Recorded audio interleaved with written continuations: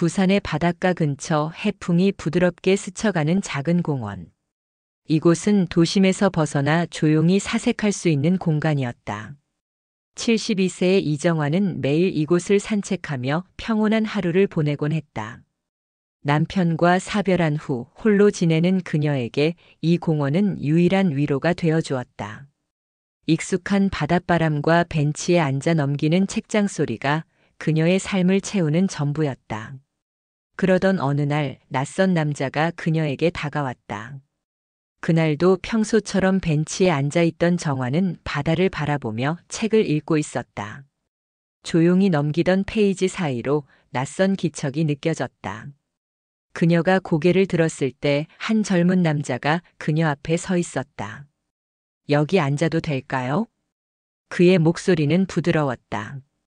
검은 머리카락이 살짝 헝클어져 있었고 가벼운 셔츠 차림이었다. 눈빛은 깊었지만 그 속을 들여다보기가 어려웠다. 정화는 순간 당황했지만 조용히 고개를 끄덕였다. 감사합니다. 남자는 조용히 그녀의 옆에 앉았다. 두 사람 사이에는 잠시 침묵이 흘렀다. 정화는 다시 책을 읽으려 했지만 옆에 앉은 낯선 존재가 신경 쓰였다. 그러자 그가 먼저 말을 걸었다. 책 제목이 뭔가요? 뜻밖의 질문이었다. 정화는 책 표지를 보여주었다. 고전 문학이네요. 좋아하시나 봐요? 그렇죠. 오래전부터 읽어왔어요. 그녀는 자연스럽게 대답했지만 어디선가 본 얼굴 같다는 느낌이 들었다. 그러자 남자가 살짝 웃으며 말했다. 저는 몇 번 본 적 있어요. 할머니께서 늘 같은 시간에 같은 자리에 앉아 계시더라고요. 정화의 심장이 순간 철렁 내려앉았다. 그가 나를 지켜봤다는 뜻인가? 불안감이 살짝 스쳤지만 그는 자연스럽게 이야기를 이어갔다. 저는 강민호라고 합니다. 프리랜서 작가예요. 요즘 부산에서 머물면서 글을 쓰고 있어요. 아, 그렇군요. 그녀는 어색하게 미소를 지으며 고개를 끄덕였다. 하지만 머릿속에서는 질문이 떠나지 않았다. 그는 왜 나에게 말을 걸었을까? 그날 이후 민호는 자주 공원에서 그녀를 찾았다. 그들의 대화는 점점 깊어졌고 정화는 오랜만에 누군가와 마음을 터놓고 이야기할 수 있는 기쁨을 느꼈다. 하지만 시간이 지나면서 그녀는 점점 불편함을 느끼기 시작했다. 어느 날 민호가 무심한 듯 물었다. 할머니, 혼자 지내시면서 불편한 건 없으세요? 정화는 순간 멈칫했다. 괜찮아요. 혼자 지내는 게 익숙하거든요. 그래도 혼자서 모든 걸 감당하는 건 쉽지 않죠. 혹시 도와드릴 일 있으면 말씀하세요. 그의 말투는 여전히 친절했지만 그녀는 이상한 기분이 들었다. 민호는 점점 그녀의 개인적인 부분을 묻기 시작했다. 가족들은 자주 찾아오세요? 집은 어디세요? 혹시 혼자서 재산 관리하는 거 힘드시진 않아요? 그녀는 애써 웃으며 대답했지만 마음 한편에서 이상한 경고음이 울렸다. 그는 왜 이런 걸 묻는 걸까? 그리고 어느 날 정화는 그가 테이블 위에 두고 간 서류 한 장을 발견했다. 우연한 시선이 그 문서에 닿았을 때 그녀의 손이 떨리기 시작했다. 그 서류에는 그녀의 주소, 주민등록번호, 그리고 재산 내역까지 적혀 있었다. 숨이 막혔다. 이게 어떻게 된 일일까? 그녀는 천천히 서류를 집어들었다. 그리고 눈앞이 흔들리는 것 같았다. 이건 우연이 아니야. 처음부터 그는 나를 알고 있었던 걸까? 그 순간 그녀는 민호의 존재를 더 이상 순수하게 볼 수 없었다. 이 장면에서 구독과 좋아요를 누르면 다음 장에서 더 놀라운 일이 벌어집니다. 정화는 손끝이 떨리는 것을 느꼈다. 테이블 위에 놓인 서류. 그것은 단순한 문서가 아니었다. 그것은 그녀의 인생이었다. 그녀의 주소, 주민등록번호, 재산 내역까지 세세하게 기록되어 있었다. 이게 대체 뭐지? 그녀는 조용히 서류를 내려다보았다. 이 문서를 민호가 여기 두고 갔다. 아니면 누군가가 일부러 그녀가 보게끔 놓고 간 걸까? 혼란스러운 생각이 머릿속을 휘몰아쳤다. 그 순간 현관문이 열리는 소리가 들렸다. 할머니, 저예요. 민호였다. 정화는 급히 서류를 품에 넣었다. 그는 아무것도 모른다는 듯한 얼굴로 미소를 지으며 들어왔다. 오늘 날씨 좋죠? 공원에서 함께 산책할까요? 그녀는 차분한 표정을 유지하려 애썼다. 하지만 그녀의 시선은 그를 조심스럽게 살폈다. 이 남자는 도대체 누구지? 조용히 차를 내오며 그녀는 의도적으로 물었다. 민호야, 넌 원래 부산에서 오래 지낸 거니? 그는 잠시 멈칫하더니 곧 자연스럽게 대답했다. 아니요. 서울에서 주로 살았어요. 요즘 부산에 머무는 건 글을 쓰기 위해서예요. 부산에 아는 사람은 없고. 그는 어색하게 웃었다. 거의 없죠. 혼자 있는 게 편해서요. 정화는 가만히 그를 바라보았다. 그 대답은 이상했다. 그의 말대로라면 그는 부산에서 아무 연고가 없는 떠돌이 작가였다. 그런데 왜 그녀의 개인적인 정보를 알고 있는 걸까? 차가운 두려움이 서서히 그녀를 감싸기 시작했다. 그날 밤 그녀는 조용히 변호사 최석훈에게 전화를 걸었다. 석훈아, 나 좀 도와줘야 할 것 같아. 무슨 일이야, 정화 누나? 그녀는 깊은 한숨을 내쉬었다. 내가 요즘 만나고 있는 사람이 있는데 뭔가 이상해. 그날 밤 정화는 잠을 이루지 못했다. 그녀는 손에 꼭 쥔 서류를 내려다보며 생각했다. 이걸 그냥 모르는 척해야 할까? 아니면. 하지만 그녀는 이미 알고 있었다. 의심은 한번 싹 트면 결코 사라지지 않는다는 것을. 정화는 밤새 서류를 바라보며 잠들지 못했다. 모든 정보가 너무나도 세밀하게 정리되어 있었다. 자신의 주소와 주민등록 번호뿐만 아니라 그녀가 소유한 아파트, 예금 내역 그리고 상속 관련 서류까지 포함되어 있었다. 단순한 관심이라 보기에는 너무도 구체적인 기록이었다. 이걸 민호가 직접 조사한 걸까? 아니면 다른 누군가가 시킨 걸까? 머릿속이 복잡했다. 그녀는 누군가가 자신을 감시하고 있다는 생각에 소름이 돋았다. 다음 날 아침 정화는 변호사 최석훈을 찾아갔다. 석훈아, 이거 좀 봐줘. 그녀는 가방에서 문제의 서류를 꺼내 그의 앞에 놓았다. 석훈은 찬찬히 서류를 살펴보다가 얼굴이 굳어졌다. 이거 어디서 난 거야? 공원에서 만난 젊은 남자가 있어. 처음엔 그냥 대화 상대였어. 그런데 점점 나에 대해 너무 많이 알고 있다는 느낌이 들었어. 그리고 이 서류를 발견했어. 석훈은 한 장 한 장 서류를 넘겨보며 심각한 표정을 지었다. 이거 단순한 관심이 아니야. 이 정도로 상세하게 조사하려면 금융기관이나 법률사무소 쪽에 연줄이 있어야 해. 정화의 얼굴이 굳어졌다. 그럼 민호가 내 재산을 노리고 접근한 걸까? 석훈은 잠시 생각하더니 단호한 목소리로 말했다. 확실하진 않지만 가능성이 높아. 더군다나 요즘 노인을 대상으로 한 사기 수법 중에 이런 방식이 많아지고 있어. 정서적으로 먼저 가까워진 뒤에 신뢰를 얻고 서서히 재산 관리에 개입하는 방식이지. 정화는 두 손을 꽉 쥐었다. 그럼 나 이제 어떻게 해야 할까? 석훈은 조용히 그녀를 바라보았다. 일단 확실한 증거를 잡아야 해. 그리고 그가 정말 너를 속이려 했는지 직접 확인해야 해. 그녀는 깊은 한숨을 내쉬었다. 민호야, 대체 넌 누구니? 그날 이후 정화는 민호를 의심의 눈길로 바라보기 시작했다. 여전히 그는 다정하고 친절했지만 그녀는 이제 그의 모든 행동이 의심스러웠다. 그리고 며칠 후 그녀는 예상치 못한 장면을 목격했다. 공원 벤치에서 멀리 걸어오는 민호. 그런데 그 옆에는 젊은 여자가 있었다. 둘은 가까운 거리에서 대화를 나누며 웃고 있었다. 저 여자는 누구지? 정화는 눈을 가늘게 떴다. 민호는 자신에게 늘 혼자라고 했었다. 그런데 그는 지금 너무나도 편안한 얼굴로 다른 여성과 대화를 나누고 있었다. 그녀는 숨을 죽이고 지켜봤다. 그리고 몇 분 후 민호가 정화를 발견했다.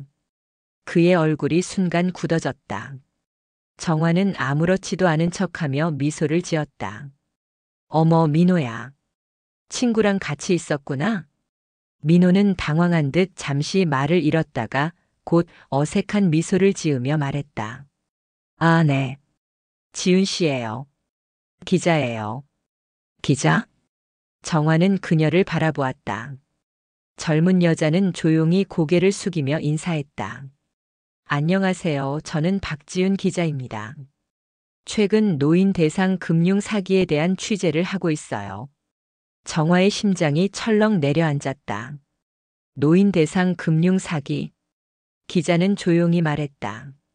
할머니, 혹시 비슷한 경험을 하신 적 있으세요? 정화는 한참 동안 아무 말도 하지 못했다. 그녀는 다시 민호를 바라보았다. 그의 표정은 평소와 달랐다. 어딘가 불안해 보였다. 그녀는 속으로 되뇌었다. 이제야 퍼즐이 맞춰지는 것 같아. 그녀는 민호가 숨기고 있는 진실을 밝혀야겠다고 결심했다. 정화는 가슴이 뛰었다. 민호가 그녀에게 접근한 이유가 단순한 우연이 아닐 수도 있다는 생각이 확신으로 바뀌어 가고 있었다. 기자 박지윤의 존재는 우연이었을까? 아니면 그녀가 민호를 이미 알고 있던 것일까? 정화는 차분한 목소리로 물었다. 기자라고 했지? 어떤 사건을 취재하는 거라고? 박지윤은 민호의 반응을 살피며 조심스럽게 대답했다. 최근 노인을 대상으로 한 금융 사기 사건을 취재하고 있어요. 젊은 남성이 신뢰를 얻은 후 재산 관리 명목으로 접근하는 사례들이 많거든요. 정화는 순간 머릿속이 하얘졌다. 그리고 곁에 있는 민호를 바라보았다. 이거 정말 우연일까? 민호는 애써 태연한 미소를 유지하려 했지만 눈빛은 흔들리고 있었다. 할머니, 기자님이 오해하고 있는 것 같아요. 전 그런 게 아니에요. 그의 목소리는 차분했지만 정화는 그 안에서 초조함을 느낄 수 있었다. 박지윤은 눈을 가늘게 뜨고 말했다. 민호 씨, 전 당신을 한 번도 본 적 없어요. 하지만 신기하네요. 노인 관련 사건을 취재하는 제가 할머니를 찾아왔을 때 당신이 우연히 함께 있었다는 게. 민호는 짧게 숨을 들이마셨다. 그게 무슨 뜻이죠? 단도직입적으로 물을게요. 박지윤은 메모장을 꺼내 펼쳤다. 이정화 씨의 개인정보를 포함한 서류를 어떻게 입수하셨나요? 정화는 민호의 얼굴을 주의 깊게 살폈다. 그리고 확신했다. 그는 지금 거짓말을 할 준비를 하고 있었다. 민호는 한동안 아무 말도 하지 못하다가 결국 한숨을 쉬며 입을 열었다. 알았어요. 솔직하게 말할게요. 그는 손을 꽉 쥐었다. 할머니를 처음 만난 건 우연이었어요. 하지만 그의 말이 흐려졌다. 하지만 정화는 단호한 목소리로 되물었다. 하지만 그 후에 누군가가 저에게 접근했어요. 할머니를 조사해 달라고. 정화의 심장이 철렁 내려앉았다. 누가? 민호는 그녀를 똑바로 바라보았다. 가족 중 한 사람이요. 정화는 순간 말을 잃었다. 가족? 그녀는 손끝이 떨리는 것을 느꼈다. 우리 가족이 너에게 나를 조사해 달라고 했다고. 민호는 조용히 고개를 끄덕였다. 정확히 말하면 해외에 계신 조카분이에요. 할머니가 혼자 지내시는 걸 걱정한다고 하면서 혹시 주변에 수상한 사람이 있는지 알아봐 달라고 했어요. 정화는 충격의 말을 잃었다. 그녀의 조카? 몇 년 동안 연락도 없던 조카가 갑자기. 박지윤이 날카롭게 물었다. 그런데 왜 서류까지 조사한 거죠? 단순히 걱정하는 거라면 굳이 이런 정보까지 모을 필요는 없잖아요. 민호는 고개를 떨궜다. 처음엔 그냥 단순한 의뢰였어요. 하지만 점점 더 깊이 개입하게 됐어요. 조카분은 할머니의 재산 상태를 확인하고 싶어 했어요. 혹시라도 할머니가 돈을 허투루 쓰거나 이상한 사람에게 속고 있는 건 아닌지 알고 싶다고 했죠. 정화는 아득한 기분이 들었다. 그래서 넌 내게 접근한 거야? 처음부터? 민호는 힘겹게 고개를 끄덕였다. 네. 정화는 고개를 숙였다. 그녀는 지금까지 민호가 자신에게 다가왔던 순간들을 떠올렸다. 따뜻한 말들, 함께했던 시간들, 그리고 느꼈던 감정들. 그것이 모두 계산된 것이었을까? 한참을 침묵하던 그녀가 조용히 입을 열었다. 그렇다면 너의 감정도 전부 거짓이었겠구나. 민호는 당황한 표정으로 손을 내저었다. 아니요, 그건 아니에요. 할머니랑 시간을 보내면서 진심으로 정이 들었어요. 처음엔 단순한 의뢰였지만 점점. 그는 말을 멈췄다. 정화는 허탈한 웃음을 지었다. 하지만 넌 끝까지 사실을 숨겼지. 민호는 아무 말도 하지 못했다. 그녀는 천천히 자리에서 일어났다. 이제 알았어. 더 이상 내 말을 믿을 수 없어. 그녀는 마지막으로 민호를 바라보았다. 떠나줘. 민호는 무너진 표정으로 그녀를 바라봤지만 그녀의 결정은 단호했다. 박지윤이 조용히 자리에서 일어나 정화에게 다가갔다. 할머니 괜찮으세요? 정화는 깊이 숨을 들이마셨다. 이제 내가 어떻게 해야 할지 알 것 같아. 그녀는 조용히 손을 쥐었다. 이제 그녀는 더 이상 속지 않기로 결심했다. 이 장면에서 구독과 좋아요를 누르면 다음 장에서 더 놀라운 일이 벌어집니다. 민호는 아무런 말도 하지 못한 채 정화를 바라보았다. 그의 얼굴에는 후회와 당혹감이 뒤섞여 있었다. 하지만 정화는 더 이상 흔들리지 않았다. 이제 가렴 민호야. 정화의 목소리는 단호했다. 민호는 마지막으로 그녀를 바라보았지만 그녀의 표정은 변하지 않았다. 그는 조용히 자리에서 일어나 천천히 뒷걸음질 쳤다. 할머니 전. 하지만 끝내 말을 맺지 못했다. 그가 등을 돌리고 걸어가는 모습을 보면서도 정화는 눈을 감지 않았다. 그녀는 오랜 시간 누군가를 믿었고 다시는 상처받지 않을 것이라고 생각했다. 하지만 결국 그 믿음은 또다시 무너졌다. 바람이 불어왔다. 박지윤 기자는 그녀의 옆에 조용히 앉았다. 괜찮으세요? 정화는 한참 동안 아무 대답도 하지 않았다. 그녀의 손끝은 미세하게 떨리고 있었지만 그녀는 스스로를 다잡았다. 난 괜찮아. 박 기자는 조용히 고개를 끄덕였다.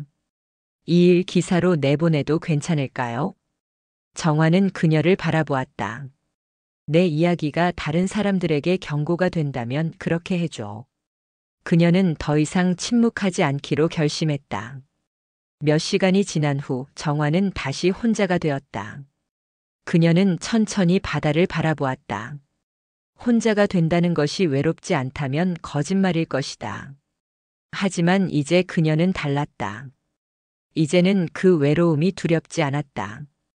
그녀는 집으로 돌아왔다. 익숙한 공간, 하지만 이전과는 다르게 느껴지는 집이었다. 이곳은 이제 그녀가 지켜야 할 공간이었다. 그녀는 천천히 벽에 걸린 사진을 바라보았다. 남편과 함께했던 젊은 시절, 아이들과 웃던 순간들, 그리고 홀로 서 있는 지금의 자신까지. 그녀는 조용히 속삭였다. 이제는 나를 위한 삶을 살자. 그녀는 다시 캔버스를 펼쳤다. 그리고 처음으로 자신을 위한 그림을 그리기 시작했다. 정화는 깊은 숨을 들이마시며 천천히 자리에서 일어섰다. 그녀는 이제 단순히 속고 당하는 사람이 아니었다. 석훈아, 어떻게 하면 좋을까?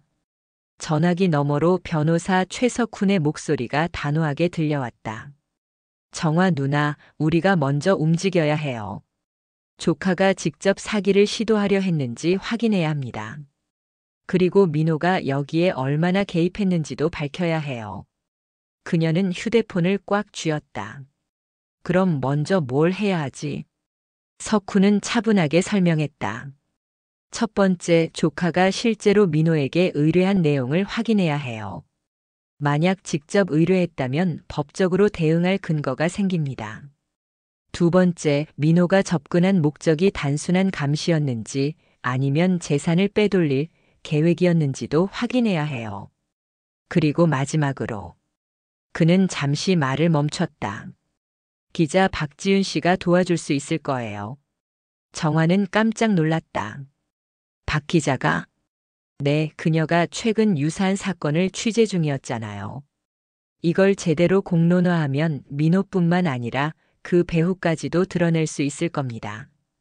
정화는 한동안 아무 말도 하지 않았다. 그리고 조용히 입을 열었다.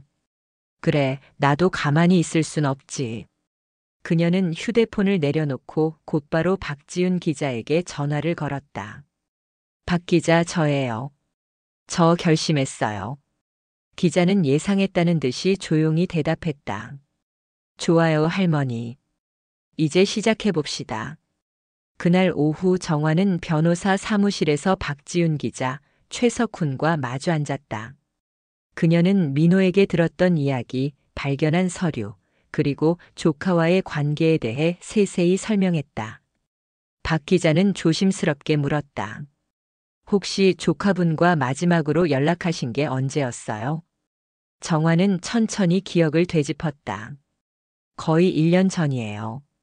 그때 마지막으로 전화했을 때 그 애는 할머니 혼자 계셔서 걱정돼요 라고 말했었죠. 그리고 그 이후로는 거의 연락이 없었어요. 기자는 의미심장하게 고개를 끄덕였다. 이건 가능성이 높아요. 최근 이런 수법이 많아지고 있어요. 해외에 있는 가족이 재산 상속 문제로 노인을 감시하고 가까운 사람이 접근해 신뢰를 쌓은 뒤 법적 권한을 확보하려는 경우죠. 정화는 이를 악물었다. 그럼 내가 그 대상이었단 말이야? 석훈이 침착하게 말했다. 가능성이 큽니다. 이제 우리가 해야 할 건 조카가 직접 이 일을 지시했는지 확인하는 겁니다. 그리고 민호가 여기에 어느 정도 개입했는지도 밝혀야겠죠. 기자는 노트를 정리한 뒤 말했다. 이제부터 움직이죠. 할머니, 민호한테 마지막으로 연락해 보실 수 있을까요? 정화는 휴대폰을 꺼내 들었다. 잠시 망설였지만 결국 민호에게 메시지를 보냈다. 마이너스 민호야, 마지막으로 나랑 이야기할 수 있을까? 그녀는 깊이 숨을 들이마시며 화면을 바라보았다. 그리고 몇 분 후 답장이 왔다. 마이너스 네, 할머니. 마지막으로 뵙고 싶어요. 그녀는 휴대폰을 내려놓고 단호한 표정으로 말했다. 이제 진짜 끝을 내야겠어. 그녀는 다시 한번 민호를 마주하기 위해 그와의 마지막 대화를 준비했다. 정화는 공원의 벤치에 앉아 있었다. 바닷바람이 얼굴을 스치고 지나갔다. 그녀의 손에는 민호가 남긴 메시지가 떠있는 휴대폰이 쥐어져 있었다. 마이너스 네, 할머니. 마지막으로 뵙고 싶어요. 그가 정말 마지막으로 무슨 말을 하려는 걸까? 멀리서 누군가 걸어오는 소리가 들렸다. 그녀는 고개를 들어 민호를 바라보았다. 그는 여느 때처럼 깔끔한 차림이었지만 얼굴은 한층 더 초췌해 보였다. 민호는 조심스럽게 다가와 그녀의 맞은편에 앉았다. 오랜만이에요. 그녀는 아무런 감정도 담지 않은 목소리로 대답했다. 그래. 마지막이라고 했지. 그는 깊은 숨을 들이마셨다.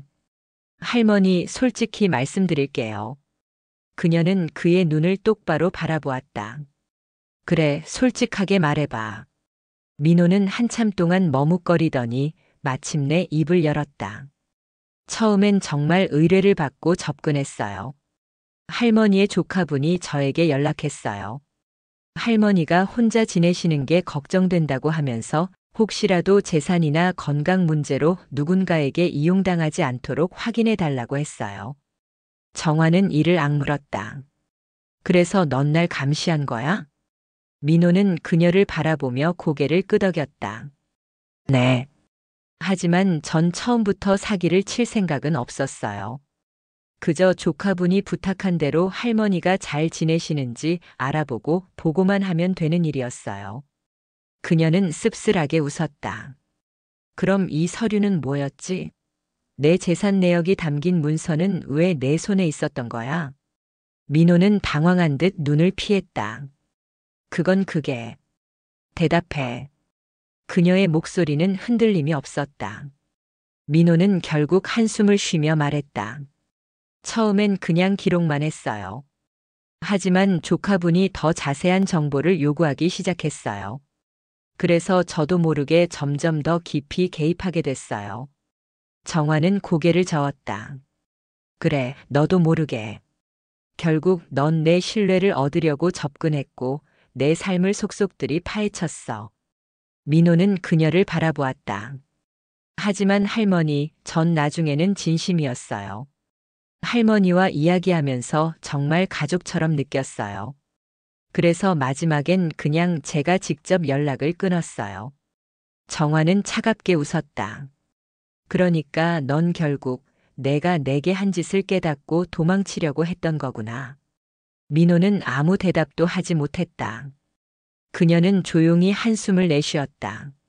민호야, 난 내가 처음부터 나를 속이려고 했다고 믿고 싶지는 않아. 하지만 신뢰라는 건 한 번 깨지면 다시 회복할 수 없는 거야. 그의 눈빛이 흔들렸다. 할머니 전. 그녀는 손을 내저으며 말을 막았다. 더 이상 내 말을 듣고 싶지 않아. 넌 이미 내 신뢰를 저버렸고 난 이제 널 용서할 수도 다시 받아들일 수도 없어. 민호는 깊이 고개를 숙였다. 그동안 정말 죄송했어요. 그녀는 차갑게 대답했다. 사과가 해결할 수 없는 일도 있어. 민호는 천천히 자리에서 일어났다. 그는 마지막으로 그녀를 바라보았다. 할머니, 저 정말 할머니가 행복하셨으면 좋겠어요. 그녀는 아무 대답도 하지 않았다. 민호는 조용히 등을 돌려 걸어갔다. 그녀는 그가 멀어지는 뒷모습을 가만히 바라보았다. 그리고 더 이상 흔들리지 않았다. 정화는 한동안 벤치에 앉아 민호가 사라진 방향을 바라보았다. 그의 마지막 말이 머릿속을 맴돌았지만 더 이상 흔들리고 싶지 않았다. 그녀는 조용히 휴대폰을 꺼내 변호사 최석훈에게 전화를 걸었다. 석훈아, 끝났어. 민호 떠났어. 석훈의 목소리는 차분했다. 잘했어요, 누나. 이제 우리가 해야 할 일이 남아있어요. 정화는 조용히 물었다. 조카가 정말 이 모든 걸 계획한 게 맞을까? 석훈은 잠시 침묵하더니 답했다. 그 가능성이 높아요. 하지만 확실한 증거를 찾아야 해요. 만약 조카분이 직접 사기를 계획한 게 맞다면 법적 대응도 고려해야 합니다. 정화는 깊이 한숨을 쉬었다. 조카가 정말 나를 걱정해서 그랬다면 이렇게 몰래 조사할 필요가 있었을까? 그녀는 더 이상 감상에 빠지고 싶지 않았다. 어떻게 해야 할까? 석훈은 단호하게 말했다. 박지훈 기자와 함께 조사를 시작해야 해요. 그리고 조카분에게 직접 연락을 취해봐야 합니다. 반응을 보면 확실해질 겁니다. 정화는 휴대폰을 내려놓고 기자 박지훈에게 전화를 걸었다. 박 기자, 시간이 좀 될까요? 만나서 이야기하고 싶어요. 박 기자는 즉시 답했다. 할머니, 물론이죠. 바로 만나러 갈게요. 몇 시간 후 변호사 사무실에서 박 기자와 최 변호사 그리고 정화가 다시 마주 앉았다. 기자를 부른 이유는 이 사건을 공론화할 필요가 있다고 생각했기 때문이에요. 박 기자는 노트를 펼치며 말했다. 현재 유사한 사례가 많아요. 가족이 해외에 있는 경우 노인분이 홀로 계시면 이런 일이 더 쉽게 벌어집니다. 가까운 사람이 접근해 신뢰를 얻고 재산 관리에 개입하는 방식이죠. 정화는 조용히 고개를 끄덕였다. 그럼 이제 난 어떻게 해야 하지? 석훈이 설명했다. 첫 번째, 조카에게 직접 연락해서 반응을 살펴보는 겁니다. 두 번째, 민호가 전달한 정보들이 실제로 조카가 요청한 것인지 확인해야 해요. 마지막으로 만약 불법적인 의도가 있었다면 법적 대응을 준비해야 합니다. 정화는 차분히 말했다. 좋아. 그럼 먼저 조카한테 연락해 볼게.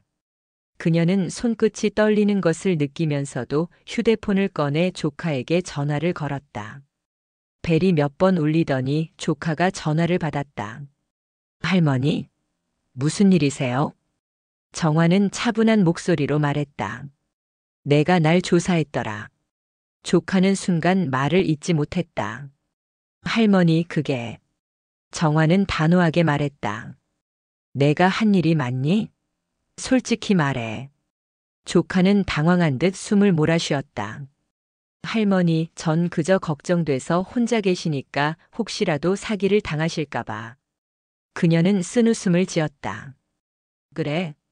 그럼 내가 그렇게 걱정했으면서 왜 내게 직접 말하지 않았니? 조카는 더 이상 변명하지 못했다. 정화는 마지막으로 말했다.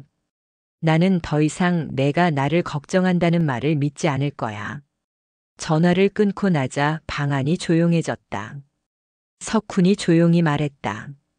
이제 선택해야 할 시간이에요. 정화는 깊이 숨을 들이마셨다. 그리고 그녀는 선택했다. 더 이상 누구에게도 흔들리지 않기로.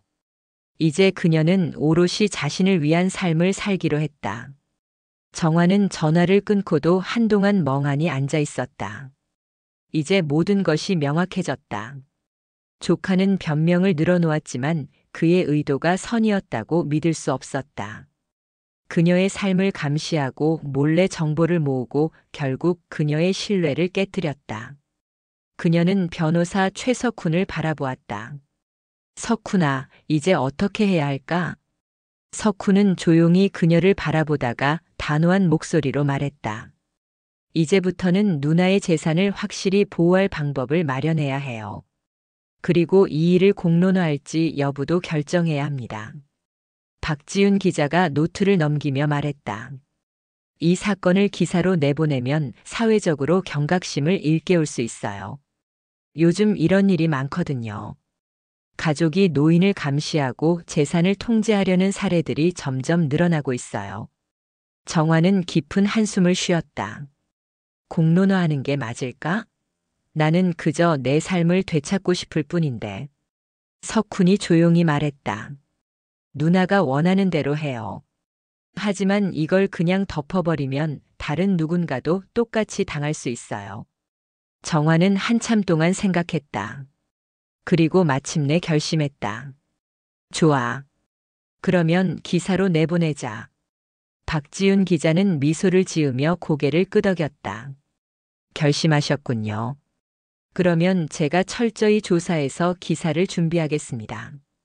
정화는 그제야 한결 가벼운 마음이 들었다. 그녀는 더 이상 피해자가 아니었다. 그녀는 이제 자신의 삶을 지키는 사람이 되기로 했다. 그날 저녁 정화는 집으로 돌아왔다.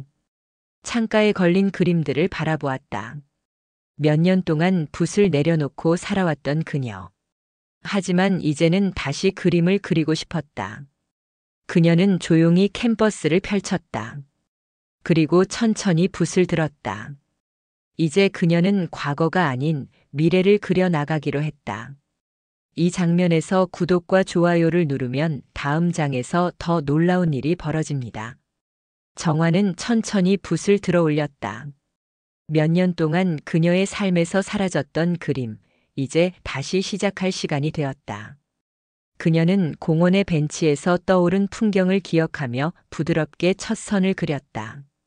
파란 하늘, 부드럽게 흩날리는 구름, 그리고 멀리 보이는 바다. 그곳에서 그녀는 다시 자신의 삶을 찾았다. 그 순간 전화기가 울렸다. 박지윤 기자였다. 할머니, 기사 초안을 보냈어요. 확인해 주세요. 정화는 천천히 파일을 열었다. 노인들을 향한 보이지 않는 감시, 그리고 그 뒤에 숨겨진 진실. 제목부터 강렬했다. 그녀는 천천히 기사를 읽기 시작했다. 자신의 이야기가 활자로 남겨진 것을 보니 가슴이 이상하게 두근거렸다. 하지만 후회는 없었다. 이제는 더 이상 침묵하지 않을 것이다. 그녀는 다시 박 기자에게 전화를 걸었다. 좋아요. 기사 내보내세요. 박 기자는 단호하게 말했다. 감사합니다, 할머니. 많은 분들이 이 기사를 보고 경각심을 가질 거예요. 전화를 끊고 나서 정화는 조용히 창밖을 바라보았다. 길가에는 사람들이 분주하게 오가고 있었다. 그녀는 이제 더 이상 과거에 묶여 있지 않았다. 삶은 여전히 계속되고 있었다. 그녀는 다시 그림에 집중했다. 이제는 과거가 아니라 미래를 위한 그림을 그릴 것이다. 새로운 시작이었다. 그녀는 천천히 마지막 붓터치를 하며 속삭였다. 이제부터는 오직 나를 위해 살아야지.